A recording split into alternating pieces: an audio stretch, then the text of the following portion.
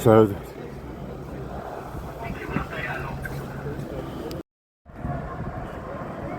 People there, that's why they try to control the. Yep.